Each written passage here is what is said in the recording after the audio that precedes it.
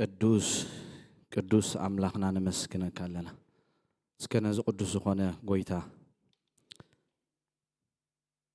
ኢሳያስ ንእግዚአብሔር አምንታይ ርእዮ ኢሉ ኣብ በሪኽ ቦታ ርእዮ ዘፈራት ልብስነት መቅደስ እንታይ ኢሉ ብለና መሊኡ ወብለና ሱራፊኤል ቅዱስ እንዳበሉ እንታይ ገብርዎ ነይሮም ኢሉ የምልኽዎ ነይሮም አምላክና ቅዱስ እዩ ቅዱስ የሕዋቴ ቅዱስ እዩ ኣብ ራእየ ዮሐንስ ምዕራፍ 4 كم بلنا قدوسي خاصخا قدوسي خايلومو نكل اسخا فطير كاو كل تخيل املاخ يخايلومو املاخنا حواتي قدوسي كم املاخنا زبل قدوس يلن املاخ احزاب ايريو ايسمعو املاخنا اب سمايات الله قدوسيو صادق زخونه نعو زمسلو ولا حدا يلن نمسكنك لنا እግዚአብሔር املاخنا نباركك لنا بقدسنا كما خازبله جبار تأمرات يلن يلو موسى كاب جبت مسواتو ناي جبت أمالخت مسرعيهم نأملاخو مسرعيو أملاخو مستقلت ألو أبتقط قات مستقلت ألو السخاء قدوسيخا جبار تأمرات غايلو كم أملاخنا زبله قدوس جبار تأمرات يلن حواتي قدوس زخون أبوي زلنا قدوس زخون أبوي زلنا سمو يبارخ أملاخكم حواتي قدوسيو أملاخي قدوس لزخون كتبارخ تبارخ እግዚአብሔር قدوس يخسخا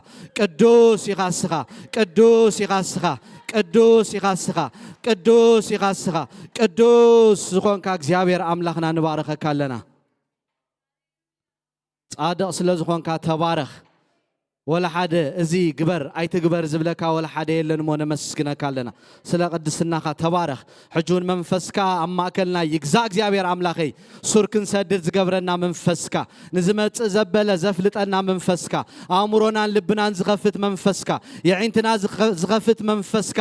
حسب أملاك الرداء تسناين مولون بهذا بالفقاد كأن فلت زجبرنا منفسكا أما أكلنا يفسس يتوانا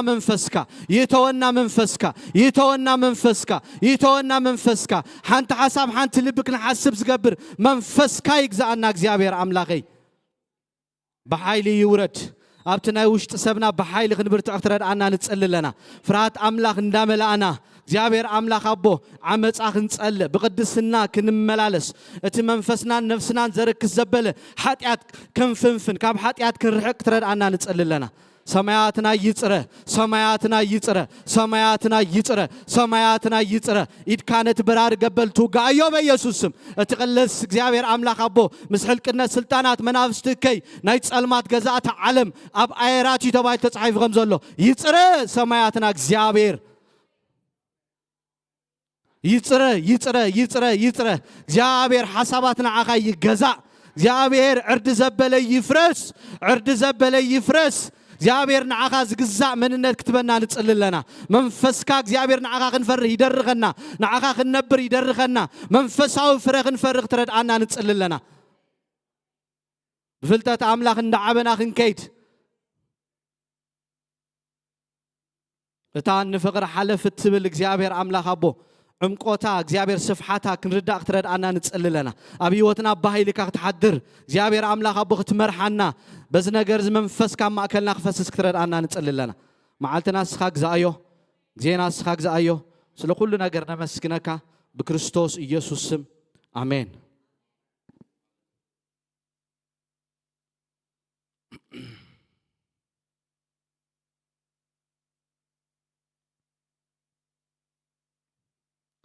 أملاك مسكن كم يكنيهم تي ناب عبرت ودت أو عنا بوجتنا يسكرسوس انتايب لنا أمون سلازخانة محارس سلازخانة رداء سلازخانة نظام على زيارين لنا أي بغلتنا أي بعقمنان بمن دا بمحرتون برديتون بتصقوني رأي يوحنس دانيالينا نمارزلنا خبت زوق عرضنا يهون كتلوينا معرف حدا انتايلنا رينا نيرنا ጎይታ ኢየሱስ ክርስቶስ ንዮሐንስ አምጳጥሞስ ታይ ከም ዝገበረሉ ከም ዝተገለጸሉ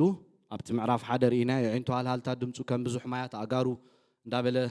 ትምህርት ተማሂርና ኢና ስለዚ ምዕራፍ ሓደ ምስተገለጸሉ እንታይ ክገብሩ ክብሎ ከለይና ንሪኦ ምዕራፍ 2 ምዕራፍ 3 ነተን ማሕበራት ዮሐንስ አምጳጥሞስ ይተኣሲሩ ዘሎ ኣብተን ማሕበራት ዘሎ ብርትዐ ድኻም ዝርኢ ግን እቲ የዕንቱ ሃልሃልታ ዝኾነ ጎይታ ይርኢ ስለዝነበረ በሰማይ ስለዝነበረ ንዮሐንስ ታክገብር ከሎ ክገልጸሉ ከሎ ሪና ስለዚ ነተን ማሕበራት ንይድወን ገሲጽወን እንደገና ኸዓ ክጸንዑ ከም ዘለዎም ኣኽሊል ከም ዝቦም ክሳዕ ሞት እሙናት ክኾኑ ከም ዘለዎም ክዛረቦም ከሎ ኣብቲ ዝሓለፈ ትምህርታትና ሪና ኣለና ስለዚ ካብዚ ምዕራፍ 4 ክንቅጽሎ ኢና ስለዚ ዮሐንስ እንታይ ዝብለና ምዕራፍ 3 ብዛዕባ ምዕራፍ 2 ምዕራፍ 3 ብዛዕባ ተን ማሕበራት ጽሒፉ ምስ ወደአ ጎይታ ምስ ገለጸሉ መንፈስ ኣምላኽ እንታይ ክገብሮ ከሎ ኢና ንሪኦ ናብ ሰማይ ክወስቶ ከሎ ኢና ንሪኦ ብመዓልቲ ጎይታ እንታይ ኮንኩ ይብል ብመንፈስ ኮንኩ ኣብቲ ምዕራፍ 1 እውን ከምኡ ኢሉ ነይሩ ብመንፈስ ከሎ ጎይታ ኢየሱስ ክርስቶስ ኣብ ጳጥሞስ እንታይ ከም ዝገበረሉ ከም ዝተገለጸሉ እቲ ብመንፈስ ምዃን ዝብል ሓሳብ ኣብቲ ዝሓለፈ ትምህርታትና ሪና ነርና ኣብ ናይ እግዚአብሔር ሓሳብ ምእታው ናይ እግዚአብሔር ምርዳእ እግዚአብሔር ዕንትኻ ከፍተልካ ከሎ ነቲ ናይ እግዚአብሔር ሓሳብ ምርዳእ ምዃኑ እቲ ብመንፈስ ምዃን ኣብቲ ዝሓለፈ ትምህርታትና ሪና ነርና ስለዚ ናብ ምንታይ ይወስደሎ ንዓና ብሰማይ ነጀው ደይብ ክብሎ ከሎ ኢና ንሪኦ ስለዚ ኣብቲ ምዕራፍ ከድና ክንሪኦ ከለና ናብቲ ዙፋን ኣምላኽ እንታይ ከም ዝኾነ ከም ዝተወሰደ ኣብ 24 ዙፋናት ከም ዝረአየ 24 ሽማግለታት ከም ዝረአየ 4 እንስሳ ከም ዝረአየ ኣብኡ ኩላቶም ቅዱስ ቅዱስ እናበሉ ንኣምላኽ የምልኽዎ ከም ዝነበሩ ዮሐንስ እንታይ ገይሩልና ኣሎ ጽሒፍልና ኣሎ ነቲ ዝረአዮ እንታይ ገይርዎ ዮሐንስ ጽሒፍዎ ስለዚ እንታይ ኢሉ ተዛሪቦ ኣብቲ ምዕራይ 4 ካብ 1 ክሳዕ 2 ክፉት ደገ እንታይ ከም ዝገበረ ዮሐንስ ከም ዝረአየ ኮምፕሊትሊ ናብ ሰማይ እንታይ ከም ዝገበሮ ከም ዝወሰዶ ድሕር ሕጂ ዝኸውን እንታይ ክገብረካ ከርእየካ እሞ ክትጽሕፎ ኢኻ ኣብ ቀዳማይ ኣብቲ ራእይ ዮሐንስ ምዕራፍ 1 ጥቕሲ 19 እንታይ ርኢና ነርና ንድሕር ሕጂ ዝኸውን ከርእየካ እሞ እንታይ ክትገብር ኢኻ ኢልዎ ነይሩ ክትጽሕፍ ኢኻ ኢልዎ ስለዚ ኣብዚ ሓሳብ እዚ እውን ኣብዚ ምዕራፍ 4 እንታይ ዝብሎ ዘሎ ንድሕር ሕጂ ዝኸውን ብፍላይ እንታይ ኢልና ነርና ካብ ምዕራፍ 6 ክሳዕ ምዕራፍ 7 ኣብቲ 7 ዓመት ናይ መከራ ግዜ ዝኸውን ብቕልጡፍ ዝኸውን ኣብ ሓፂር ግዜ ዝኸውን ንዮሐንስ ክገብረሉ ከሎ ጎይታ ክገልጸሉ ከሎ ኢና ንሪኦ ስለዚ ደይብ ኢልዎ ኣብ ሰማይ እቲ ኣብቲ ዙፋን ዝነበረ ነቶም ሽማግለታት ከምልኽዎ ክሰግድሉ ከለዉ ክገልጸሉ ከሎ ኢና ንሪኦ ከምቲ ክንብሎ ፀናሕና ሽዑ ብመንፈስ ኮንኩ ይብል ኣብቲ ዙፋን ሓደ ተቐሚጡ ዝነበረ ዮሐንስ እንታይ ከም ዝገበረ ከም ዝረአየ ስለዚ ኣብቲ ዙፋን ተቐሚጡ ንኩሉ ዝገዝእ ኣምላኽ ከም ዘሎ ዮሐንስ ክገብር ጀሚሩ ክርኢ ጀሚሩ ኣብቲ ምዕራፍ 2 ምዕራፍ 3 እንታይ ኢልና ነርና እተን ማሕበራት ብመከራ ብስደት ብጭንቂ ብኩሉ ነገር ይሓልፋ ብፍላይ ታስሜርና ማሕበር ሪና ነርና ብብዙሕ ነገር እንታይ ኾኑ ነሮም ይጽቀጡ ነሮም ድኻታት ከም ዝነበሩ በቲ ምድራዊ እንደገና ብመንፈሳዊ ሃብታም ከም ዝነበሩ ኣብ መከራ ከም ዝነበሩ ብብዙሕ ትዕግስቲ ብብዙሕ ፀበባ ይሓልፉ ከም ዝነበሩ ሪናዮም ነርና ገሊኣቶም እንታይ ኢልና ሪናዮም ነርና ብዝሓለፈ ሆምለስ ኣብ ደገ ኣብ ጎደና ይሓድሩ ከም ዝነበሩ ንቄሳር ስለ ዘይሰገዱ ጎይታ ኢሎም ስለ ዝመስከሩ ብዙሕ ነገር ኣብ ህይወቶም ክኸውን ከሎ ኣብቲ ምዕራፍ 2 ሪና ነርና ስለዚ ዮሐንስ እንታይ ይርኢ ኣሎ ኣብ ዙፋን ዝተቐመጠ ንኩሉ እንታይ ዝገብር ዝገዝእ እግዚአብሔር ኣምላኽ ይዕንትና ይኽፈት ኣብ መጽሓፍ ቅዱስ ነቲ ኣብቲ ዙፋን ዘሎ ጎይታ ሰማይን ምድርን ዝፈጠረ ከም ጎይታ ስለ ዝረአይዎ ምስ ነገስታት ክጋፈጡ ከለዉ ኢና ናይ እምነት ኣቦታትና እንሪኦም ስድራቅ ሚሳቅ ዓብድኔጎ እንታይ እዮም ኢሎሞ ንዓኻና ኣማልኽትኻ እንታይ እንገብርኒና ኣይንሰግድኒና ኣምላኽና ግን እንታይ ክገብረና ክእል እዩ ኣብቲ ዙፋን ዘሎ ከናግፈና ይኽእል እዩ ኢሎም እንታይ ከም ዝገበሩ ክሳዕ ሞት ከም ዝኸዱ ክሳዕ መወዳእታ ከም ዝኸዱ ስለዚ ዮሐንስ እንታይ ዝርኢ ዘሎ ንኩሉ እንታይ ዝገብር ዝገዝእ ኣብ ዙፋን ዝተቐመጠ ዝደለዮ ዝገብር ምኽሩ ሓሳቡ መደቡ ማንም ቅይሮ ዘይክእል ሰማይን ምድርን ዝፈጠረ ንጉስ ነገስታት ዝኾነ ወዲ ኣምላኽ ብፍላይ ኣብቲ ምዕራፍ 5 ዝተሓረደ ገንሸል ክሪኦ ከሎ ኢና ንርኢ ስለዚ ኣብ ዙፋን ተቐሚጡ ንኩሉ ዝገዝእ ጎይታ ክሪኦ ከሎ ኢና ንርኢ ኣብቲ ዝሓለፈ ግዜ ኢለኩም ነይረ ኣብቲ ወሰንቲ ምዕራፋት ጥራይና ክንጸቅጥ ኣብ ምዕራፍ 6 ምዕራፍ 13 ምዕራፍ 17 ተኻልእ ግን እንታይ ኢና ክንገብር ሓሳባቱ እንዳረኣናዮ ጥራይና ክንከይድ ስለዚ ኣው እንታይ ከም ዝረአየ ኣብቲ ዙፋን ምስ ከደ ኣብ ዙርያቱ ዙፋን ጻዕዳ ክዳውንቲ እተኸድኑ ኣብ ርእሶም ከዓ ኣኽሊል ወርቂ እተኸለሉ 24 ሽማግለታት ተቐሚጦም እንታይ ክገብር ከሎ ዮሐንስ ሪእዎም ኣው እንታይ ክገብሩ ከሎ ኣኽሊላቶም ኣውፅኦም ነቲ ንጉስ ነገስታት ሰማይን ምድርን ኩሉ ዝኽእል ቅዱስ ዝኾነ እስኻ ቅዱስ ኢኻ እንዳበሉ እንታይ ክገብርዎ ከለዉ ከምልኽዎ ከለዉ ኣብኡ ዮሐንስ ክሪኦ ከሎ ኢና ንሪኦ እቶም 24 ሽማግለታት ንካህናት ይውክሉ ኣብ ብሉይ ኪዳን ከይድና ክንሪኦ ከለና እግዚአብሔር ኣምላኽ ካብ ናይቶም ካህናት ግሩፕ 24 ጉጅለ ከም ዝነበሩ ሓንቲ ጉጅለ ንሶምን ሸውዓተ ስድራ ቤት ዝሓዘት ንሶሙን እተገልግል ከም ዝነበረት ኣብ ዜና መዋዕል እውን ኣለና ስለዚ ገለገለ ሓሳባት ኣብ ጽሑፋት ዞም ካህናት ንመንዮም ዞም ሽማግለታት ንመንዮም ዝውክሉ ዝብል ኣብ ብሉይ ኪዳን ነቶም 12 ብሓድሽ ኪዳን ነቶም 12 ንዓና ንቅዱሳን እንታይ ከም ዝገብሩ ከም ዝውክሉ እዩ መጽሓፍ ቅዱስ ዋላ ኣብ ካልእ እውን ክትርጎም ከሎ ዝነጉርና መጽሓፍ ቅዱስ ነገረና እንታይ እዩ ካብ ጸልማት ናብቲ ዘገርም ብርሃን ዘውፃና ደግነቱ ክንነግር ካህናት ቅዱስ ህዝቢ ጥሪት ኣምላኽ ከም ዝገበረና ኣብ ጴጥሮስ ምዕራፍ 1 ኣብ ቀዳይ ጴጥሮስ ምዕራፍ 2 ካብ 5-9 ጀሚሩ ጽቡቕ ገይሩ ኣው እንታይ ገይርልና ኣሎ ገሊጽልና ኣሎ ስለዚ ነቶም ዝደሓኑ ብደም ኢየሱስ ክርስቶስ ካህናት ዝገበረና ጎይታ ንዓታቶም እንታይ ከም ዝገብሩ ከም ዝውክሉ ኣብ ገለገለ ጽሑፋት ተተርጊሙ ንረኽቦ ኢና ብድሕሩ እንታይ ክርኢ ከሎ ኢና ንሪኦ ኣርባዕተ እንስሳ ካብ ምዕራፍ ኣብቲ ምዕራፍ 4 ካብቲ ጥቕሲ 6 ክሳዕ 8 ዘሎ ኣርባዕተ እንስሳ እንታይ ከም ዝረአየ ልክዕ ከምቲ ሕዝቅኤል ዝረአዮ ብዕራይ ንስሪ ሰብ ኣንበሳ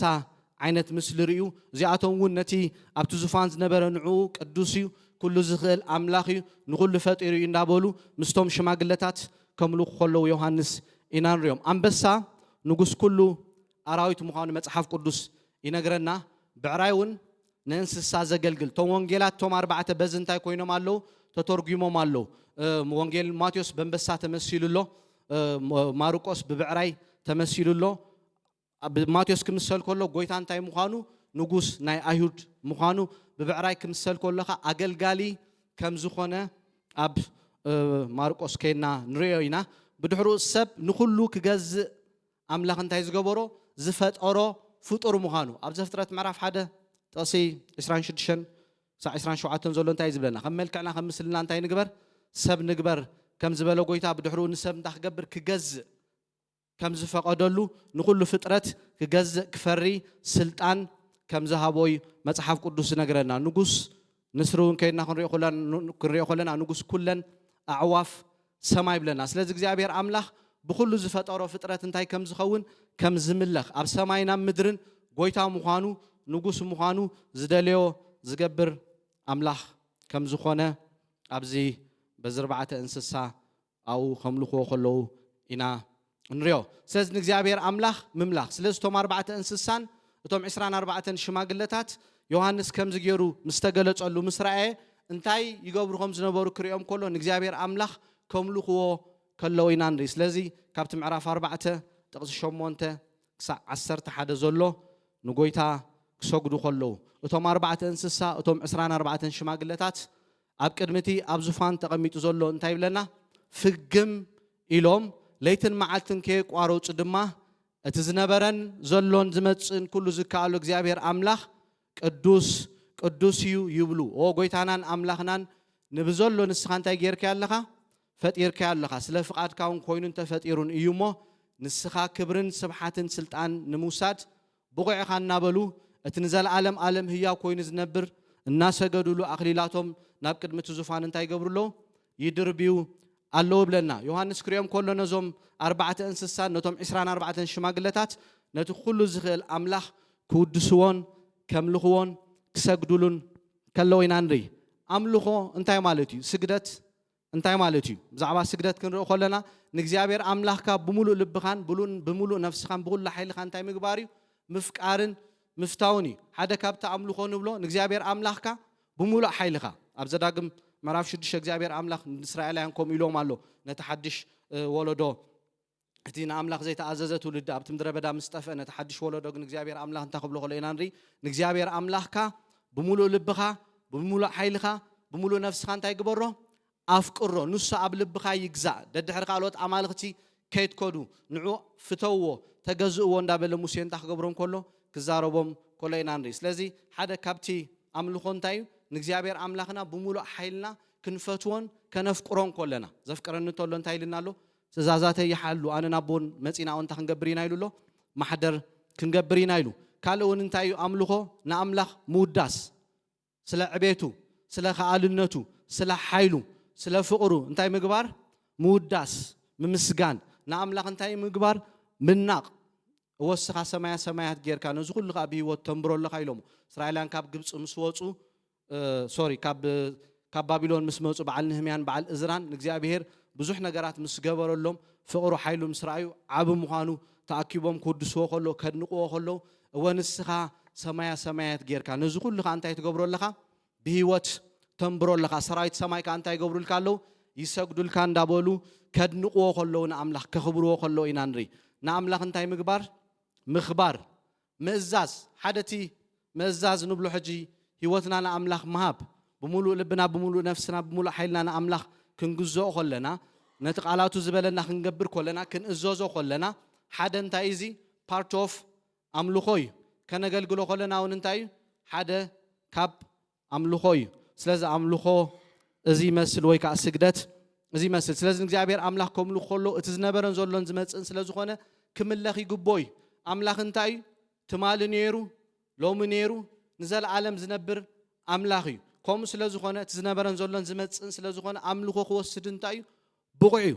أملاخ هذا بايرو أيسوم عنصقن انتاي مجمرة زي بقولوا موداتها زي بقولوا نزل عالم زنبري عبد معرف حدا خم يلو له كابت زنبرن زولن زمتسن ألفا أوميغا زخونه ندابل قويت هاي سكورسوس رؤسنا بعلو نيوهانس كلالي وخلينا ندرس لذي تزنبرن زولن زمتسن سلازم خونه قويتها كملخ يجوبوي أبونا انتاي كملخ سجدلو يجوبوي قدوس سلازم خونه انتاي كملخ يجوبوي كاب حتى تستفله كادو شبلو يونيك قدوس صادق እግዚአብሔር አምላክ ኢሳያስ ምዕራፍ 6 ተገሊጹሉ በዘመን ኡዛያ ወይካ በዛ ኡዛያ ዝሞተላ ዓመት እግዚአብሔር እንታይ ብለና ኣብ በሪኽ ቦታ ሬዮ ዘፈራት ልብስ ኻነት መቅደስ ታይገርዎ ብለና መሊዎ ሱራፊኤል ቅዱስ ቅዱስ ቅዱስ እንዳበሉ የምልኽዎ ከም ዝነበሩ ኢሳያስ እንታይ ክገብር ከሎ ኢና የዒንቱ ተኸፊቱ እግዚአብሔር ቅዱስ ምዃኑ ዓብ ምዃኑ መላእኽቲ ከይተረፈ ከምልኽዎ ከለው እዩ ኣብቲ ምዕራፍ 6 ርእይዎ ስለዚ ንምንታይ am ዘምልኽዎ ዘለው ቶም 24 ሽማግለታት ቶም 4 እንስሳ ቅዱስ ስለዝኾነ ጻድቅ ስለዝኾነ ኣብኡ ወላ ሓደ ነገር ስለዘይርከብ ዮሐንስ ክዛረብ ከሎ እንታይ ኢልና ኣሎ እግዚአብሔር አምላክ እንታይ ኢልና ኣሎ ብርሃን እዩ ኣብ ወላ ሓደ ጸልማት ከምዘየለ ጻድቅ ፈራዲ ስለዝኾነ ኣቦና እንታይ ክኾን ይግቦይ ክምለኽ ይግቦይ ከም ስለዝኾነ እንታይ ክገብሮ ከለው ከምልኽዎ ክሰግዱሉ ከለው ኢና ንሪኦም ኩሉ ዝከኣሎ ስለዝኾነ ክምለኽ ይግቦይ كل سلازخل السماين مدرن ريو زلنا بزول أدماس كابزيل لنا بهلو زمتة أملاخي قال كم تجانكو إتسب نتاعي تقبرونيا أي تقولونيا ولا حدا سب مغري هابون ولا حدا سب تبابي هابون نيوب كقولو تقولو كله أبين يركزوا كل نجار كقبرو كله سماعات تقبر كله مدرك فتر كله نزل ريو زلنا خا نبحري نقول خفل كله أبين يركا يلون تقبرو كله كحطو كله ينانريو نابراهام تايلو تقولي تقولو أنا تخلو زخل أملاخي أبكر مين تاي قبر تملالس كبلو خلينا نري أبراهام ناي سارا ما هتش أنموات يرنيرو عدمت تدفنيرا إجابير أملاخ جن أبزموت نجار أنت خبر زخيليو زرق تكل زخيل أملاخي زين لنجار نبهلو كتسوع زخيل كم زخيل الشاداي زخانة أملاخي سلازي كوم سلاز زخانة كل سلاز زخيل أنت خبرو خلو كم لخوان كسجدلون كلو إينا نريم فتعري سلاز زخانة أنتي كملخ يجوبوي كم زخبلوت أنا حكو نزن ريو زلنا زجرن فترات بحر نبولو سماي نبولو مدري كله زرازي الرزبلة قويت النت حلق النت نعون تاجر ولو سلاز فترة كابزيل لنا بهلو سلازمتو أملوخو خوسدن تايسو بوعيو سجدت زجوبو أملاخي نزدليو نتايز جبريو كابزيل لنا بهلو كمتس زخل الشاداي أملاخ سلازقنا فتعار سلازقنا كملاخ يجوبوي سلاز بس نجارز نقولتان تحقبرو خلو نتعبت زفان زنبرة 24 ساعة تاين داقورو كسجدلو كملخوه كودسوا كلو إنا النريوم سلاز عبت معرف حموشته سجدات مسرعيات توم 24 شماغلتات توم 4 انسسا عبت معرف 4 أملاخ كملخوه مسرعي بدحرو أو عبت زفان حدا نجار يوحنس يعينتو تخفيدو كرو خلينا نريو اتجنشل ويكا اتي تقلال مصحف أبت زفان يوحنس كريو كلنا نريس لذي أبت زفان انتاي زرو زلو بتمعرف حموش تحجي اتتحرد جنشل كل خوسد بقع كم زخانة سجدات خوسد بقع كم زخانة تحاريدو نأبو منجستن كهناتن انتاي سلاز جبرولو سلازم تسألو أبت معرف حدا كدم حجي تماهيرنا ينيرنا خنريو خلنا انتاي لانيرنا بتزفك أرنا بدون انتاي زجبرنا زحت أبنا كهناتن منجستن كنكون نأبو زجبرنا يلنا ሪና ነርና ካህናት ጌርና ሙታን ዝነበርና ካብ ኣምላኽ ዝተፈለና በሐሳባትና በግብርና ኣብ ትሕቲ ሰይጣን ተገዚና ናይ ሰይጣን ሐሳብ እንገብር ዝነበርና መንፈስና ሙት ዝነበረ ጸላእታ ኣምላኽ ምስ ሐሳብ ኣምላኽ ዘይንሰማማዕ ዝነበርና ፍጡራት ኣብ መስቀል ብሙማት ሰማይን ምድርን ምስ ርእሱ እንታይ ከም ዝገበረ ኣቦ ከም ዘተዓረቀ ኣብ መንጎ ኣምላኽን ሰብን ኮይኑ ማእከላይ ኮይኑ ዘተዓረቀ ካብዛ ሕጂ ዘላ ኣኪት ዓለም ከድሕነና ኢሉ በጃ ዝሃበ ኢየሱስ ክርስቶስ ኣምልኾ ክወስድ ኣው እንታይ ክኸውን ከሎ ኢና ንሪኦ ብቑዕ ክኸውን ከሎ ኣው ክሰግድሉ ከለዉ ኣሻሕ ግዜ ኣላፍ ዮሃንስ ኣው እንታይ ክገብር ከሎ ክሪኦ ኢና ንሪኦ ክምስገን ኢና ንሪኦ ኣው ስለዚ ኣብቲ ራእይ ካብ ምዕራፍ 5 ካብ ጥቕሲ 1 ክሳዕ ጥቕሲ 6 ዘሎ ኣብ የማን ኣብቲ ዙፋን ተቐሚጡ ዘሎ ድማ ብውሽጥን ብወፃእን ተፅሒፉ ብሸውዓተ ማሕተም ዝተሓትመ እንታይ ከም ዝረአየ መጽሓፍ ከም ዝረአየ ነቲ ገንሸር ሪዎ 7 ቀርኒ 7 ኣዒንቲ ከም ዘለዎ ግን መጽሓፍ ከዓ ብውሽጥን ብደገን እንታይ ዝኾነ ሲልድ ዝኾነ ምስ ረኣዮ የዒንቱ ምስ ከፈተሉ ነቲ መጽሓፍ ግን እንታይ ዝኾን ሰብ ተሳኢኑ ዝፈትሖ ሰብ ምስ ተሰኣነ ዮሃንስ ኣብ ሰማይን ምድርን ንዑ ዝፈትሕ ብቑዕ ምስ ተሰኣነ ኣው እንታይ ከም ዝኾነ ኣምሪሩ ከም ዝበኸ ካብቶም ሽማግለታት መፂ ሽዑ እንታይ ኢልዎ ሓደ ኣይትብከት ናይ ይሁዳ አንበሳ ነቲ ማሕተም ክፈትሖ እንታይ ኢልዎ ኣሎ ብቑዕ እዩ ኣብ ሰማይን ኣብ ምድርን ክፈትሖ ዝኸኣለ የለን እቲ ካብ ነገድ ይሁዳ ዝኾነ አንበሳ እቲ ሱር ዳዊት ነቲ መጽሓፍ ክግንጽሎን ነቲ 7 ማሕተም ክፈትሖን እንታይ ገይሩሎ ኢልዎ ስዒሩሎ ኣብቲ ምዕራፍ 1 ርኢናያ ነርና ሞት ኣጽኒዑ ክሕዞ ይከኣለን ኣብ ሞትን ኣብ ህይወትን እንታይ ኣለዎ እሱ ስልጣን ኣለዎ ንሱ ምስ ዓጽወ ማንም ዝኸፍት የለን ንሱ ምስ ከፈተ ማንም ዝዓጹ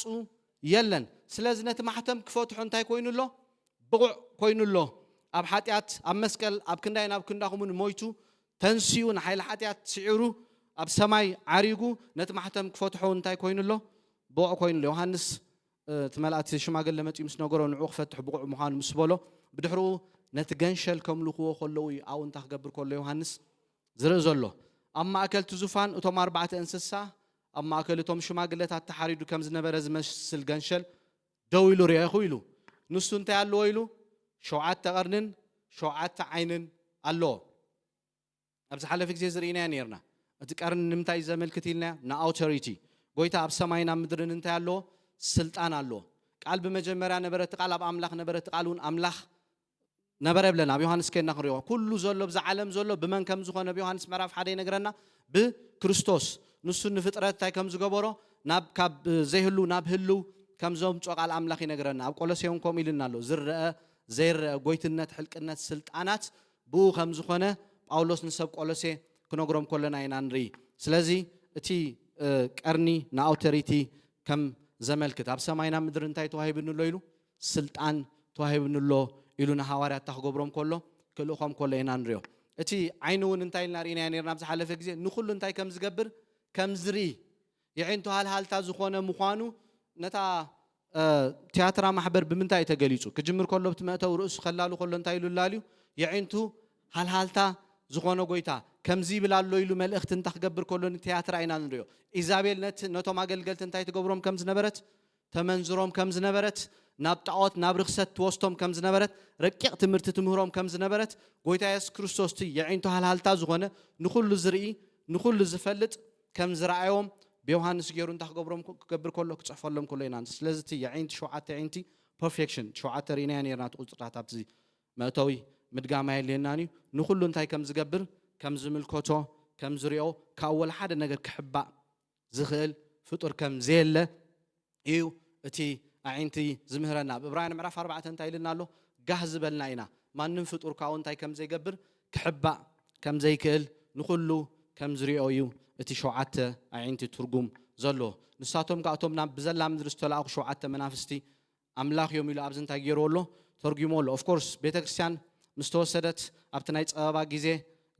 بمنفس أملاخ باستفعال عليه سبات انتي كم زجبر أبتناي شوعات نايمة كرا زمن عمد كم زجلت كريين أبتي مودات هتمرتنا سلز رأي شوعات 10 كاب شوعات 10 خلينا نريو خلنا أبكر متجنشل انتي يكون بلنا تدفو تتقص انتي أزجبر روز الله يحط راح تريزو بلوز الله زحلة في جزينا جيروكم نير أبتوسنت معرفات رأينا صب جيرنا كنريو كنفتن تزي كوينو رايوهان سندانيالن كنريو تفتينا نعمتات خيت ስለዚ ምዕራፍ 4 ምዕራፍ 5 ነጊሮኩም ነይረ ምዕራፍ 7 ምዕራፍ 8 ምዕራፍ 9 ምዕራፍ 10 ምዕራፍ 11 ምዕራፍ 12 ተሓሳባቱ ክንሕዞ ኢና 13 ምስ 17 እንዳተሓዝና ኣው ንሽተይ ነቲ ሓሳባት እንዳራኣና ክንከይና ስለዚ ኣብቲ ምዕራፍ 5 ካብ 7 ክሳብ 14 ዘሎ ኣብ ቅድሚ ትገንሸል እንታይ ኮን ብለና ተደፉ ንሳቶም ከዓ ተሓሪድካስ ብደምካ ካብ ዘሎ ዓሌት ቋንቋታት ህዝብን ኣህዛብን ኣምላኽ ዝኾኑ ሰባት እንታይ ጌርካሉ ኢኻ ዓዲካሉ ኢኻ ንኣምላኽ ዝኾኑ መንግስትን ካህናትን እንታይ ገቢርካዮም ኢኻ ኣብ ምድሪ ድማ ክነግስዮም ንስኻ ነቲ መጽሓፍ ክትወስዶ ነቲ ማዕተም እውን ክትፈትሖ እንታይ ኢኻ ብቑዕ ኢኻ እናበሉ ሓድሽ መዝሙር እንታይ ክገብሩሉ ከለዉ ነቲ ዝተሓርደ ገንሸል ክዝምሩሉ ከለዉ ኢና እንሪኦም ሽዱሽተ ሓቅታት ብዛዕባ እቲ ገንሸል ኣብ ብሉይ ኪዳን ተን ጽሑፋት ብዛዕባ መን ይንዛረባ ኢልና ኣሎ ዮሃንስ ብዛዕባ ይንዛረባ ክትምርምርዎን ትደልዩ ኣለኹም ተጽንዕዎን ኣለኹም ኩሉ እቲ መጽሓፍ ግን ብዛዕባ መን ይዛረባ ኣሎ ኢሎም ኣብ ዮሃንስ ምዕራፍ 5 ብዛዕባይ ስለዚ ኣብ ብሉይ ኪዳን ትገንሸል ቅድሚ ስጋ ምልባሱ ኣብ ብሉይ ኪዳን ብብዙሕ ነገራት እግዚአብሔር ኣቦ ክርስቶስ ገልጾ ከሎ ኢና ንሪኦ ስለዚ ሽዱሽተ ሓቅታት ብዛዕባ እቲ ገንሸል ኣብ ብሉይ ኪዳን ክንርኢ ከለና ኣምላኽ ንሓጣን ኩሉ ግዜ ብናይ መስዋዕቲ ደም ኢናኡ እንታይ ዝደልዮም ቀርቡ ዝሓቶም ኣብ ዘፍጥረት ምዕራፍ 3 ኣዳምን ሄዋንን ሓጢኣት ምስ ገበሩ እንታይ ክገብር ከሎ ኢና ንሪኦ እግዚአብሔር ኣምላኽ ደበሎ እንታይ ክገብር ከሎ ክኸድኖም ከሎ ኢና ንሪኦ እንስሳ እንታይ ከም ዝኾነ ኣው ከም ዝተሰውአ ኢና ንሪኦ ኣብ ብሉይ ኪዳን ሰባት ምስ ኣምላኽ ዝተዓረቁሉ ዝነበሩ ሓደ መንገዲ እንታይ ብናይ እንስሳ መስዋዕቲ ምስ ኣምላኽ እንታይ ይገብሩ ነይሮም ይዕረቁ ነይሮም ዋላ ቃየልን ኣቤልን ከይና መስዋዕቲ ከቅርቡ ከለዉ ናይ ኣቤል ሓደ ካብቲ እግዚአብሔር ደስ ዘበሎ እንታይ እንስሳ መስዋዕቲ ስለ ናይ እንስሳ መስዋዕቲ ደም ስለ ዘቅረበሉ ነቲ መስዋዕቲ ተቀበሎ ከለ ኢና ንሪኦ ኣብቲ ምዕራፍ 4 ኦፍ ኮርስ ካልእ ሓሳባት እውን ኣሎ ግን ነቲ ናይ መስዋዕቲ ክወስድ ስለ ዝደለኸ ስለዚ ሓጣን ናብ ኣምላኽ ክቀርቡ ተኮይኖም ብምንታይ እዮም ዝቀርቡ ብናይ ደም መስዋዕቲ ኣብ ዘሌዋውያን ምዕራፍ 6 እስራኤላውያን ኣብ ዓመት ዘኽብርዎ በዓል ኣሎ ካብ ዝተፈላለየ ቦታ ተኣኪቦም መፅኦም ዮም ኪቡር ንብሎም ክልተ እንስሳ እንታይ ይገብሩ ይቀርቡ ሓደ ንዓዛዝኤል ይበሃል ኢዱ የንብረሉ ትካህን ናይ ብዘሎ ህዝቢ ዓለም ሓጢኣት ናኡ እንታይ ይኸውን ናይ እስራኤላውያን ናኡ ይሓልፍ ነቲ ሓደ ከዓ እንታይ ይገብሮ መስዋዕቲ ይገብሮ ኣብቲ ቀርኒ ለኽዮ እቲ ሰብ ምስ ኣምላኽ እንታይ ይኸውን ብደም ይተዓረቕ እዚ ክሳዕ ማእስዩ ዝሰርሕ ነይሩ ክሳዕ ኢየሱስ ክርስቶስ ናብዚ ምድሪ እንታይ ዝገብር ዝመጽእ ክሳዕ ዕዳና እንታይ ዝገብር ዝኸፍል እግዚአብሔር ኣምላኽ ብደም መስዋዕቲ ገይሩ ሰባት ብደም መስዋዕቲ ገይሮም ናኡ ቀርቡ ኣብ ብሉይ ኪዳን እንታይ ይገብር ነይሩ ይሓቶም ከም ዝነበረ ብደሙን ምስ ኣምላኽ እንታይ ይገብሩ ከም ዝነበሩ ይዕረቑ ከም ዝነበሩ ብፍላይ ዘሌዋውያን ከይና ብምሉእ ክንሪኦ ከለና ብዛዕባ ናይ መስዋዕቲ ኢና ጽቡቕ ጌርና ኣው እንረአን እንመሃር ምስ ዕብራውያን እንዳተሓዝና አብርሃም ኣምላኽ ወይ በጊዕ ድዑል ከም ዘቕርበሉ እንታይ ይገብር ነይሩ ይኣምን ነይሩ ንወዱ ክስውኦ ሰዶ ምስ በሎ ይብና ኣለና ትዝስዋዕ እንስሳ በይ ኣሎ ኢሉ ምስ ሓተቶ አብርሃም እንታይ ኢሉ መሊሱሉ እግዚአብሔር ኣምላኽ ንርእሱ እንታይ ይገብር እዩ ይሓሊ ኢሉ ኣብ መወዳእታ ንወድኻ ከይትስውእ ኢሉ እንታይ ከም ዝገበረሉ እንስሳ ከም ዝቐረበሉ ይነግረና ኣምላኽ ብናይ ገንሸል ፋሲጋ ኣቢሉ ንእስራኤላውያን እንታይ ከም ዝገበሮም ካብ ግብፂ ከም ዘድሓኖም ኣብ ዘጸአት ምዕራፍ 12 ከይና ክንሪኦ ከለና እቲ ናይ ሞት መንፈስ ናብ እስራኤላውያን በኽሪ ክቀትል ክቀዝፍ ምስ ወፀ እንታይ ኢልዎም ሙሴን እስራኤላውያን ደም ገንሸል ሕረዱ ብድሕሩ እንታይ ይግበሩ ነቲ ልዳት እንታይ ይግበርዎ ልኸይዎ እቲ ናይ ደም ናይ ሞት መንፈስ ክመጽእ ከሎ ደም ዘለዎ ኤርያ እንታይ ይገብሮኒ ኣይትንክፎን እዩ ኢሉ ከም ዝተዛረቦም ኣብ ነፍሲ ወከፍ ናይ ግብፂ ካብ ትመራሒ ጀሚርና ክሳዕ ታሕቲ በኽሪ ክህረም ከሎ እስራኤላውያን ግን ብደም ትገንሸል እንታይ ክገብሩ ከለዉ ሓራ ክኾኑ ክወፁ ከለዉ ኢና ንሪኦም ዮሃንስ ኢየሱስ ክርስቶስ ምስ ራእያ እንታይ ኢልዎ ኣሎ እነሆ ሓጢኣት ዓለም ዘርሕቕ ገንሸል ኢልዎ ኣሎ ስለዚ እስራኤላውያን ካብ ግብፂ በቲ ናይ ትገንሸል ናይ ፋሲጋ ካብኡ እንታይ ከም ዝኾኑ ካብ ኢድ ፈርዖን ሓራ ከም ዝገበሮም ከም ዘናገፎም ካብ ማእሰርቲ ካብ ባርነት ከም ዘውፅኦም ቃል ኣምላኽ ይነግረና ቤተ መቅደስ ማእከል መስዋዕቲ ናይ እንስሳ እዩ ነይሩ እቲ ደገሎ ብደገም ሰዓትኻ እንታይ ሒዝካ ኢኻ ትመጽእ እንስሳ ሒዝካ ትመጽእ በደል በዲልካ ኣለኻ ሓጢኣት ጌርካ ኣለኻ ነቲ ካህን ሓጢኣትካ ትነግሮ እቲ ካህን እንታይ ይገብር ኢዱ ናብቲ እንስሳ ይጽዕን እቲ ናትካ ዝበደልካ ኣበሳ ናብ መን ይሓልፍ ናብቲ እንስሳ ይሓልፍ እስኻ እንታይ ትኸውን ነፃ ትኸይድ ነፃ ትልቃቕ ማለት እዩ ስለዚ ቤተ መቅደስ ማእከል ናይ መስዋዕት ናይ እንስሳ ከም ዝነበረ ኣብ ብሉይ ኪዳን ኣብ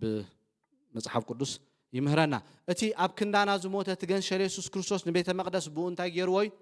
ተኪይዎይ ቤተ መቅደስ ከና ከነጽንዑ ከለና ብሙሉእ ብዛዕባ መን ይዛረብ ብዛዕባ ክርስቶስ እዩ ኣነ እንታይ አይሉሎ መንገድን ሓቅን ህይወትን ይሉሎ እቲ መንገድ እሱ ምዃኑ ካብቲ ቤተ መቅደስ ጀሚርና ክንኣቱ ከለና ብዘይብኡ ማንም ሰብ ናብ ኣቦ ከኣቱ ዝኽእል የለን እቲ መሰውኢ ከይና ክንሪኦ ከለና ክርስቶስ ኣብ ክንዳና እንታይ ከም ዝኾነ በጃ ከም ዝኾነ ካብዛ ሕጂ ዘላ እኪ ተኸድሕነና ኢሉ ኣብ ክንዳና እንታይ ዝኾነ በጃ ዝኾነ ኢሉ ጳውሎስ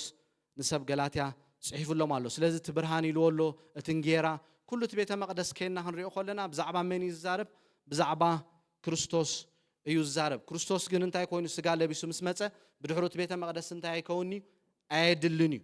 ዕብራውያን ጳውሎስ ጸሓፍ ዕብራውያን ንዕብራውያን ክጽሕፈሎም ከሎ ሓደ ካብ ዝተጋገየዎ ጌጋ እንታይ እዩ ብክርስቶስ ድሒኖም ብእምነት ጀሚሮም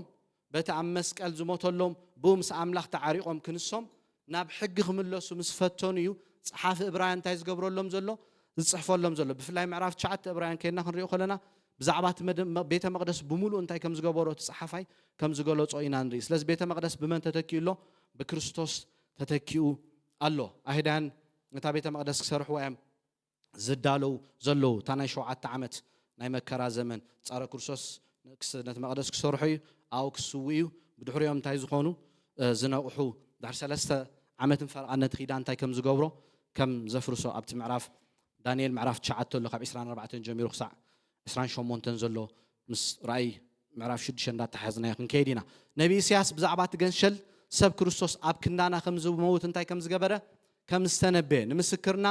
መን ኣመኖ ከም ዝበሎ ኣብ ክንዳና እንታይ ከም ዝኾነ ከም ዝሞተ ብስምብራት ቁስል እንታይ ከም ዝኾንና ከም ዝሓወና ኣምላኽ ኣብ ክንዳይና ኣብ ክንዳኹም እንታይ ከም ዝገበሮ ከም ዝሓምሸሾ ምስ ኣምላኽ እንታይ ከም ዝገበረና ብኡ ብክርስቶስ ከም ዝተዓረቕና ነቢ ኢሳያስ ክሊር ብዝኾነ ራእይ እግዚአብሔር ኣምላኽ ገሊጹሉ ክርስቶስ ኣብ ክንዳና ከም ዝመውት ትገንሸል ክርስቶስ ምዃኑ ኣብ ብሉይ ኪዳን ከም ዝረአዮ ኣብ ኢሳያስ ምዕራፍ 53 ኢና ንሪኦ ኢየሱስ ክርስቶስ ገንሸል ኣምላኽ ምዃኑ እንታይ ዝገብር ዝገልጽ 7 ሓቅታት ወዲ ኣምላኽ ሂውማን ሰብኣዊ ገንሸል ኮነ እቲ ኣብ ፕሪ ኢንካርኔሽን the angel of the lord መልአክ እግዚአብሔር ተባሂሉ ዝግለጽ ነበረ ክርስቶስ ኣብ ሓድሽ ኪዳን እንታይ ከም ዝኾነ ስጋ ለቢሱ ኣብ ማእከልና ከም ዝመጸ ኣብ ማቴዎስ ከይና ክንሪኦ ከለና ድንግል ክትጠንስ ያ ወዲ ክትወልድ ያ ሱማ ኣማኑኤል ማለት እግዚአብሔር ኣምላኽ እንታይ ማለት ኢሉ ኣሎ ኣብ ማእከልና ንሱ ንህዝቡ ካብ ሓጢኣቶም እንታክገብሮሚ ከድሕኖሚ ስጋ ኣብ ሓደ ስብእና ክልተ ባህሪ ሒዙ እንታይ ኮይኑ ተገሊጹ ንዕዳና ንሓጢኣትና ንመርገምና ንሞትና ኣብ መስቀል እንታይ ከም ዝገበሮ ከም ዝወሰዶ መጽሓፍ ቅዱስ ይነግረና ስለዚ ሰብ ኮይኑ እንታይ ኮይኑ እቲ ገንሸል ኣብ ብሉይ ኪዳን ብገንሸል ዝምሰል ዝነበረ ኣብ ሓድሽ ኪዳን ስብእና ለቢሱ እንታይ ኮይኑ ተገሊጹ ኣምላኽ ብደም ገንሸል እንታይ ጌርና ተበጂና ኣብ ኤፌሶን ይገልጾ ነይሩ ዓንቶ ክዛረብ ከሉ ንስኻትኩም ቀደም ከም ንብረት ዝዓለም እዚኣ መንፈሱ ሕጂ ኣብ ደቂ ዘይምእዛዝ ሓለቓ ስልጣን ኣየር ዝገዙ ዘሎ ተገዚኡኩም ዝነበርኩም ብሓሳባትኩም ብግብርኩም ምውታን ዝነበርኩም ምስ ክርስቶስ እንታይ ገይሩኩም ኣሎ ህያዋን ገይሩኩም ኣሎ ብእምነት ብጸጋ ኢኹም ድሒንኩም ሓደ እኳ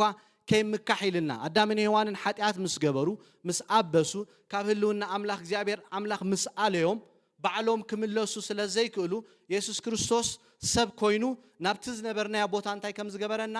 ከም ዝመለሰና እታ በጃ ትብል ራንሰም ኣብ ክንዳና እንታይ ኮይኑ ሞይቱ እግዚአብሔር ኣምላኽ ንዓለም ክዓርቃ ከሎ ኣመን ነይሩ ብለና ኣብ ክርስቶስ ነይሩ በደሎም ከዓ እንታይ ይገበረሎምን ኣይሓዘሎምን እንዳበለ ጳውሎስ ንሰብ ቆሮንጦስ ክጽሕፈሎም ከሎ ኢና ስለዚ ብኣምላኽ ብደም ትገንሸል እንታይ ከም ዝገበረና ከም ዝተበጀወና ናብ ቦታና እንታይ ከም ዝገበረና ከም ዝመለሰና ጎይታ ኣብ ክንዳና እንተ ዘይመውት ነይሩ ውሉድ ኣይምኾናን ምስ ኣምላኽ እንታይ ኣይምኾናን ኣይምተዓረቕናን ኣብ መስቀል ንኹሉ ዝገበረ ዘተዓረቕ ወዲ ኣምላኽ ተበጃዊና ስሙ ይባረኽ ናብ ቦታና ስለ ዝመለሰና ስሙ ይባረኽ ኢየሱስ ከም ገንሸል ፋሲጋ ኮይኑ ብከንዳና እንታይ ኮይኑ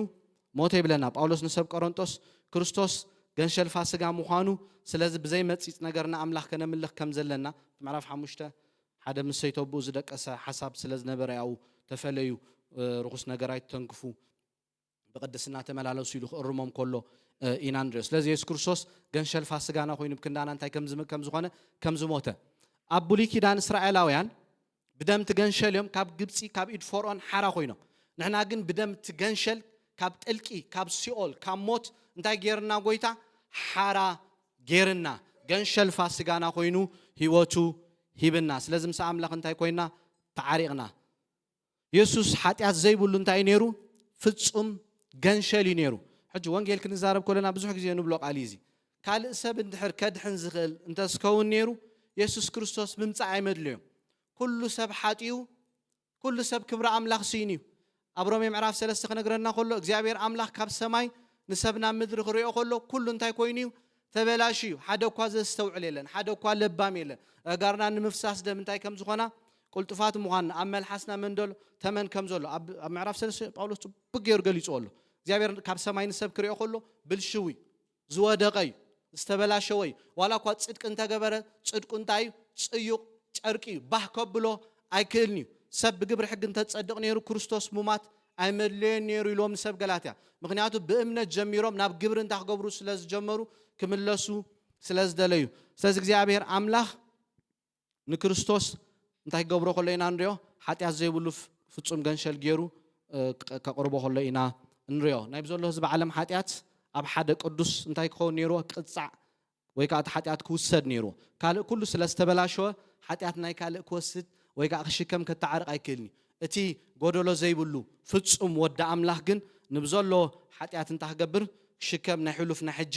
ናይ ዝመጽእ እንታይ ዝኾነ እዩ ፍጹም ገንሸል ሓጢኣት ዘይብሉ ነይሩ ሓጢኣት ኣይነበሮን ኣምላኽ ኣብ ክንዳና እንታይ ገይርዎ ሓጢኣት ገይርዎ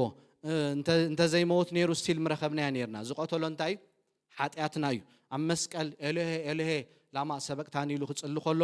ናይ ብዘሎ ህዝቢ ዓለም ሓጢኣት ኣብኡ ስለዝተጻዓነ እግዚአብሔር ኣምላኽ ካብኡ እንታይ ክገብር ከሎ ክእለ ከሎ ኢና ንሪኦ ስለዚ ሓጢኣተይን ሓጢኣትኩም እዩ እንታይ ገይርዎ ኣብ መስቀል ክመውት ገይርዎ ስለዚ ኢየሱስ ሓጢኣት ዘይብሉ ፍጹም እዩ ነይሩ ሓጢኣትና ግን እንታይ ገይርዎ ቀቲልዎ ምእንቲ ጽድቅና ከዓ እንታይ ኮይኑ ተንሲኡ ይብለና ኣብቲ ምዕራፍ 4 ሮሜ ኸይና ክንሪኦ ከለና ኢየሱስ ልክዕ ከም ገንሸል ኣፉ ዘይከፈተ እንታይ ነይሩ ትሑት ዓቃሊ ነይሩ ክጸርፍዎ ከለው ጩፍ ክብልሉ ከለው ኣብ መስቀል ውረድ ርእስኻ ድሕን ክብልዎ ከለው ድሌቶም ክገብርዎ ከለው ንሓደ ፐርፐዝ ንሓደ ዕላማ ከም ዝመፀ ይፈልጥ እዩ ንዓይን ንዓኹምን ከተዓርቀና ምዃኑ ዝርድኦ ዝነበረ ጎይታ እዩ ነይሩ ስለዚ ኣይትዛረብ እንዲኻ ክብልዎ ከለው ክኸስዎ ከለው ወላ ሓንቲ ምላሽ ክህብ ከሎ ኣይንረኒና ኢሳያስ ገልጾ ከሎ ኣብ 53 እንታይ ድዎ ከምታ በጊዕና መቐስታት ትኸይድ ኣፋ ዘይትከፍት ክብሎ ከሎ ክምስሎ ከሎ ኢና ንሪኦ ምክንያቱ ቆርበታ ምስ ተወሰደሲ እንታይ ትኸውን እያ ብድሕሮ ቁሪ ክስማዓ ይኽእል እዩ እሳ ግን እንታይ ክትኮን ከላ ትኺላ ኣፋ ከይከፈተት ከይድ ከላ ልክዕ ብኣመሲሉ ከሎ ጎይታ ኢየሱስ ክርስቶስ እውን ዓቃል ኮይኑ ኣፉ ከይከፈተ ነታ ፅዋእ እንታይ ክገብራ ከሎ ሰትያ ከሎ ኢና እንሪኦ ንሰይጣን ብደም ትገንሸል ኢና እንታይ ንገብሮ እንስዕሮ ሳላት ቃል ኢልና ኣሎ ዮሐንስ ኣብራ ዮሐንስ ምዕራፍ 10 ሳላት ቃል ምስክርነት እንታይ ከም ዝገበሮ ሳላት ደም ትገንሸልን ሳላት ቃል ምስክርነቶም እንታይ ከም ዝገበሮ ከም ሰዓርዎ ነጊርና ኣሎ ናይ ዘለዓለም ህይወት ኣብ ትገንሸል ኣብ ክርስቶስ ይዝርከብ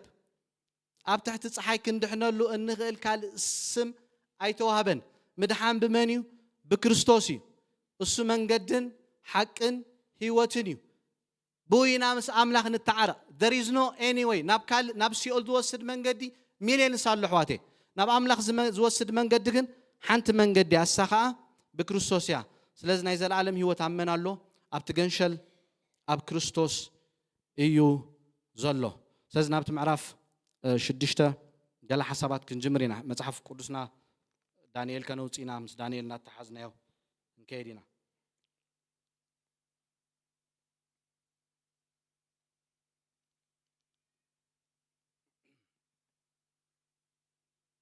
ሸውዓተ ማሕተምን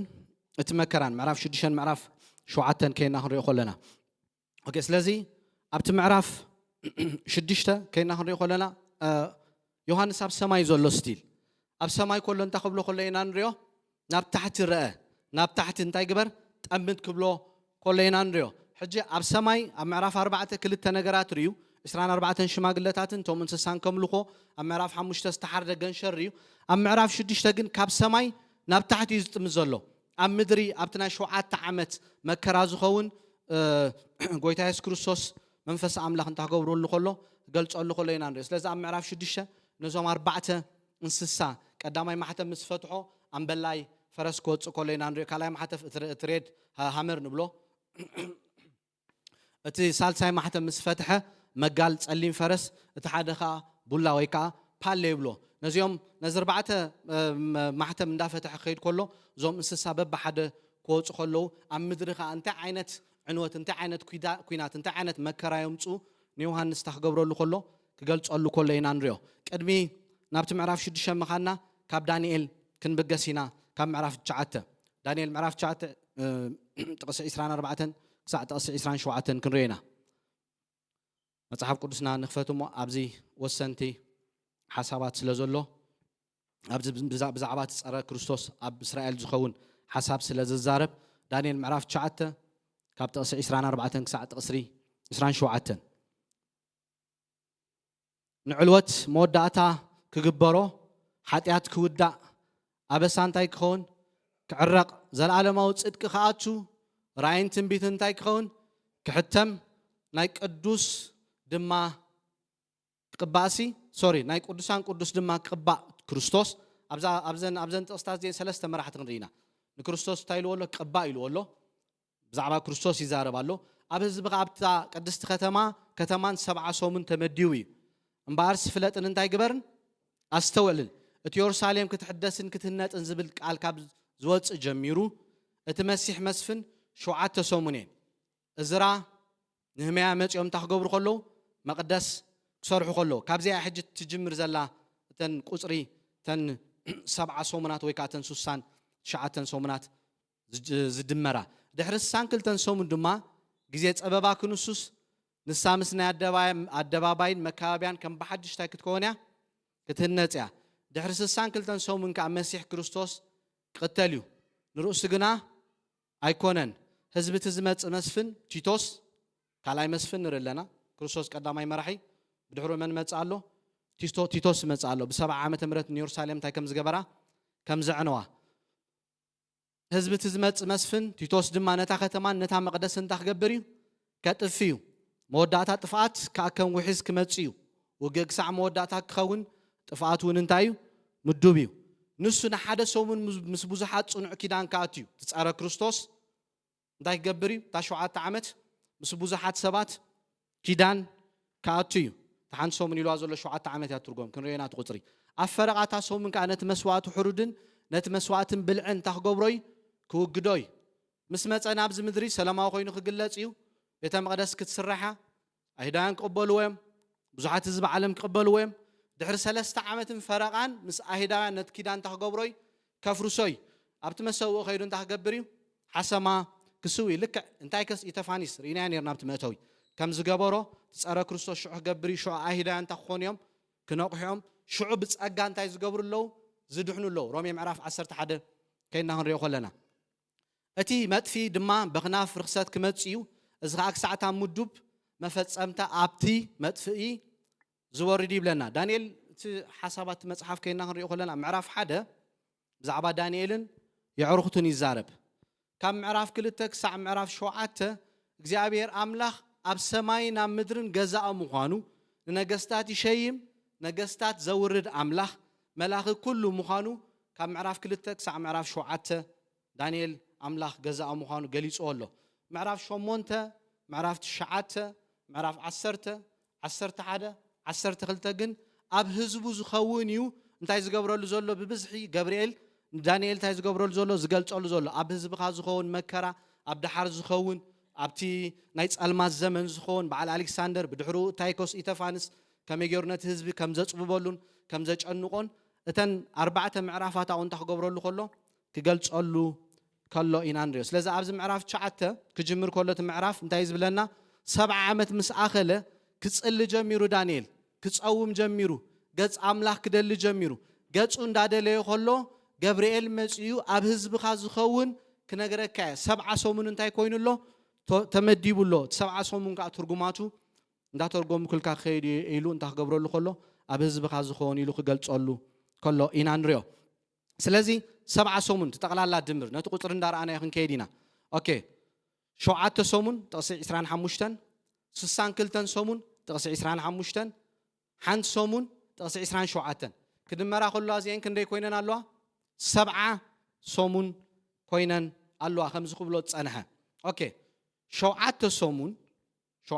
اب دانيال كترغم كله حدا سومون شوعات معلت له قصر خينا كنترغمو كنريو كلنا حدا معلت خا حدا عمتي ترغم اب دانيال سلاز شوعات معلتي شوعات عمتي ابزرا ايزي انتربريت زون كترغم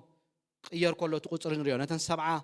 عمتينا نرين زلنا سلازي شوعات تزربح شوعات اب كال مصحفت انتاينا نري 7 سيبل اب تغرنيانا شوعات يزبلو اب كال مصحفت خينا نريو كلنا كن شوعات غيزه شوعات يبلو which means كدمر كله تقصري 49 عمت كابتن نهميان ازران مقدس كسورح لا تجمروا لا غيزه كسع ميلكياس زول عمت يزر 49 عمت كينا نريو كلنا كام ميلكياس اتحيزو كسع تيتوس دايز قبر نيورسالين كسع زعنوا خا سوسان كلتن سومون كم زولو ينقرنا which means كترقوم كله 430 عمت يخون سلازي سوسان 9 عمت تقلال لخ ندمرو كلنا سوسان 9 سومون سوري 483 عمت قاب كم زولو كابتا بيت مقدس كتهنص جميرا زولو كسع انتاي زخون ودا املاح اغلغلو زجمرلو كسع مسيح انتاي زغبرلو اغلغلو زجمرلو 430 عمت قابالو سلازي اتا حان سومن تريفا زلا دانيال حج نزراي زايران كرينا نتن سان 9 سومن ريوني امونغو سان 9 سومن امونغو تا 7 زلا سومن تحانت ترفن زولو قاب كن دانيال انتاي يكونلون ايتغلصلون سلازي تحان سومن كا نام كندي ترغومالا ناب شوعات عمت صار كريستوس ابزي انتاي زغبر زغز سلازي حسابات كينا نريو خلنا بخمزي ندار انا كينا اتقرص زي يمثل اوكي مجمارتن 7 سومنات كاب 457 مهنات انز جمرا اوكي كندي غزي اسرائيليان تمليسوم ناب كاب بابيلون ناب عدوم اتي تاريخ نذكروينا سولومون حاتيات مس غبره بيت مقدس اوكي اسرائيل اب كندي تخفيلهم لنا اب كلته سميناو منغستن دوباو منغستن 721 بيسي منغست اسور مصي دحر لدته كريستوس نتوم 10 نجد انتاي كم زغبروم نابابي ناب ننوي كم زوسرو ما انتاي كم زغبروم فح كم زبولم ناب يهودا مس مص نبكورونو صرغن اسور مس ودقه من يتكيو بابيلون يتكيو نبكورونو صر مس مص ابت تاريخ ولا بقال املاح كينا نريو خلنا ثلاثه غيزيو ماريخو اب اسرائيل مصيو ب605 دانيال تماريخو خيدو ب997 حزقيل تماريخو خيدو سلازي سمعونا املاح صدق ياب زربر زنغوس صدق ياب زنبرول غيزه ب586 كان تاي كونو كله كومبليتلي بابيلون فريسا بيت مقدس فريسو كلاتهم تاي كونو كله تماريخهم كودو كله ينانريوم ابي ارمياس انتاي لو مالو اب 25 تقص 10 7 عمت ماروخ يقوم كتكوديهم بابيلون كتنبريهم فريو تبازحو دحر 7 عمت تخغبروكم ذكروكم تملسو يقوم يلوم مالو اب 29 10 ونكم يلوم مالو انا زحسب لكم حساب سناي مفصمتاي كتكوديهم دحر 7 عمت كان تخغبروكم كملسوكم يلوم مالو سلاز دانيال زصل زولو 7 عمت مس اخلي እግዚአብሔር አምላክ ነኤርሚያስ ተዛረቦ ትንቢት ከስተውዕሎ ጀሚሩ ዳንኤል ናይ ጸሎት ሰብ ስለዝነበረ ጾም ሰብ ስለዝነበረ እግዚአብሔር አምላክ እንታ ገብረሉ ከሎ ምስተውዓልኩ በከሎ 7 ዓመት ከም ዝኣኸለ ብድሕሩ እንታ ገብር ከሎና አምላክ ክጽሊ ናብ አምላክ ክጽሊ ከሎ 7 ዓመት አኺሉ እንዲሁ ነገር ተወዲ እንዲ ንምንታይ ህዝብኻ ዘይምለስ ኢሉ ኣብ አምላክ ቀርብ ከሎ ክግለጸሉ ከሎ ኢና እንዲሁ ስለዚህ ባቢሎን ምስተሰዓረ መን ይመጽዩ ሳይረስ ቂሮስ ናይሁድ ናብ ምንታይ ክምለሱ ዝፈቀደ ንጉስ እዩ ناب عدوم كملسو زفقده نغسي ناي سبعي تنبيت امنتاي نركب اب اسياس معراف 44 28 قبيل ولو مقدس يكسرح يرسالم تاك تكونيا كتنص يايل ولو ابتي 45 انتايلولو صويعيه تبجيه معصو 10 حشمشم كبلولي اب صلما زلو انت خبرولي كورسه يلو بزعبا زنغس زي قدم 150 عامت እግዚአብሔር አምላክ ታይ ዝገብር ዘሎ ቢሲያስ ገይሩ ዝንበ ዘሎ ስለዚህ ንጉስ ዝ ምስተንሰ اب كالاي زينا موال معراف 36 تقسي 22 كون بلنا እግዚአብሔር ሰማይን ምድርን እንታይ ይብንሎ ስልጣን ይብንሎ ንልበ ይደርኽ ይወሎ ንእስራኤላውያን ክምለሱ ፈቂዶለኹ እግዚአብሔር ይተስይዎ 7 ዓመት አኺሉሎ እትምለሱ ናብ ዓድኹም እንታይ ግበሩ ክብሎም ከሎ ተዳለው ክብሎም ከሎ ኢና እንሪዮ ስለዚ ብ539 ዞሩባቤኤል ክንደይ ሰባት ሒዙ ክምለስ ከሎ ኢና እንሪዮ 50,000 ሰባት እዝራ ምዕራፍ 1 እዝራ ካብ ምዕራፍ 1 ክሳብ ምዕራፍ 6 ኸይና ከነጽንዖ ከለና ብዛዕባ እዝራ ይኮነን ዝዛረብ ብዛዕባ ናይ በዓል ዞሩባቤኤል ቅድሚ 60 ዓመት ዝተፈጸመ ነገር እዩ እዝራ ኢዳ ኣምላኽ ምስኡ ከም ዝነበረ ፍጡን ጸሓፊ ከም ዝነበረ ኣምላኽ ምስኡ ከም ዝነበረ ኢዳ ኣምላኽ ምስኡ ከም ዝነበረ ምሁሩ ከም ዝነበረ መጽሓፍ ቅዱስ ጽቡቕ ገይሩ ዝርዳእ ሰብ ከም ዝነበረ ኢና ኣብቲ ምዕራፍ 7 ጥቕሲ 10 ንቓል ኣምላኽ ከንብብ ክነብር ክምህር ልቡ እንታይ ዝገበረ ሰብ ነይሩ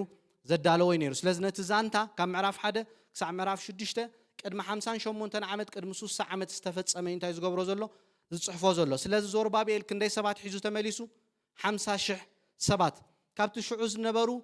2% ሰባት እዮም ንናይ እግዚአብሔር ሓሳብ ተረድዮሞ ብሙሎም ቶም ኣብቲ ምድሪ ዝነበሩ ህዝቢ ናይ እግዚአብሔር ሓሳብ እዮም ሚስ ገይሮሞ ስሒቶሞ እዞም 50,000 ሰባት ግን ሓሳብ ኣምላኽ ተረድዮም እንታይ ክገብሩ ከለዉ ዞሩባቤኤል ከም መራሒ ኮይኑ ከም ሊደር ኮይኑ ኢያሱ ከዓ ከም ካህን ኮይኑ ነቲ ህዝቢ እንታይ ክገብርዎ ከለዉ ሒዞሞ